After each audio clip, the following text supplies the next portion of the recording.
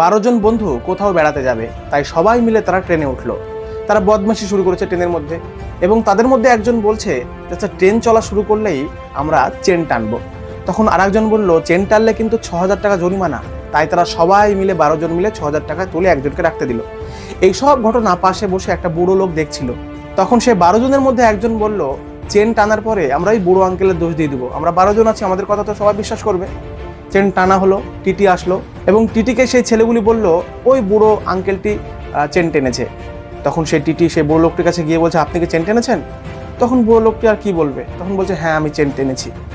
তখন কারণ জিজ্ঞাসা করলো, তখন বুড়ো লোকটি বলছে, আমার 6000 টাকা ওই ছেলেগুলো নিয়ে নিয়েছে। তখন এই কথা শুনে টিটি সবাইকে সার্চ করলো, 6000 টাকা পেলো এবং বুড়ো লোকটিকে 6000 টাকা দিয়ে দিল। এবার সেই 12 জন বন্ধুকে ট্রেন থেকে নামিয়ে দিল। এই সময়তেই বুড়ো লোকটি মনে মনে বলছে, এই চুল এমনি এমনি পাকেনি,